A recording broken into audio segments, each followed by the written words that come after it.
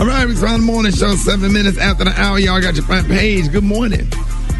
Good morning, Ricky. Good morning, everyone, and happy Wash Up Wednesday. I'm your girl, Eva Marcille, here with a quick look at your front page news. So media reports yesterday show that Senate Majority Leader Mitch McConnell warned the White House not to make a deal with Nancy Pelosi on a new coronavirus relief bill before the election. Why? Well, it all boils down to this. Stopping to vote on a new coronavirus relief bill could interfere with their plans to confirm Judge Amy Coney Barrett to the Supreme Court before election.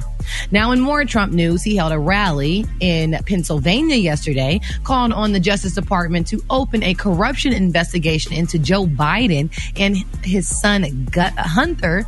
And although he talked bad about them, we found out that he has a long-standing bank account in China. Making national news overnight, police opened fire on protesters in Lagos, Nigeria.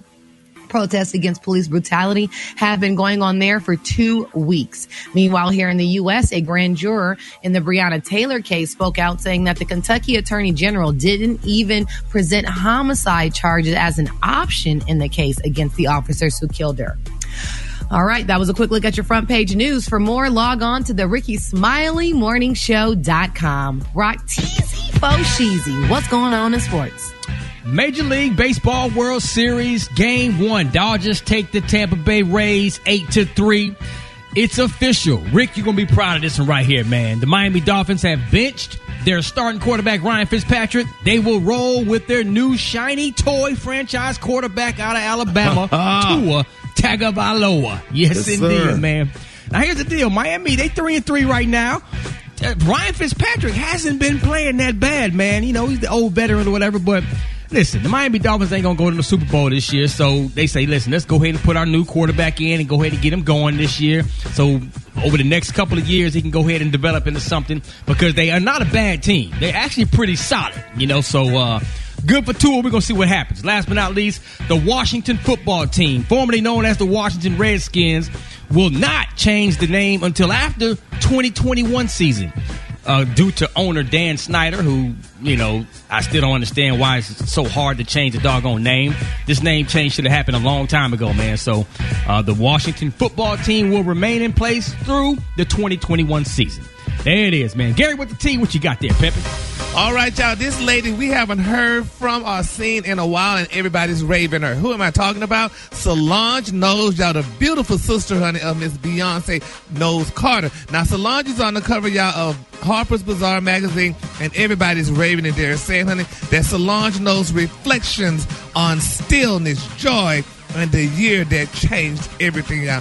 Now, they're saying, y'all, that Solange knows she's more than just a cover star of this latest digital issue, y'all. They're saying, honey, that Solange, aside from her unusual interview, she shared, y'all, a collection of poems and personal essays, y'all, which reflected on her childhood, the ongoing social justice issues, and life in the ongoing pandemic. And she wrote this, y'all. Most of the work I've made, honey, has been about knowing where you've been to know where you're going. She said, knowing who you've been to know who you are becoming. Going home, deep home, past homes, mother's home, father's home, to define home. She said, I grew up, honey, in tour buses, y'all, watching flashing images out of my tiny windows in my bunk, never still enough to memorize names or streets. That is so touching. Wow. So amazing, so beautiful. Yeah. Solange looks amazing. And you know, a lot of people saying, has Beyonce ever been on the cover of Harper's Bazaar magazine? Yes, she has. Don't do it. Don't do it, Gary. Oh, she has? Yes. Yes. Many times. Let's just end it at that. Yes, she has. She has. Congratulations to both beautiful sisters, right, Gary? Yeah, I mean, they are both beautiful and amazing. Yes, I'm definitely not taking nothing from that, but I mean, she just looks stunning, and she's wearing a beautiful afro, and they're talking about, you know, her family and what have you and stuff like that.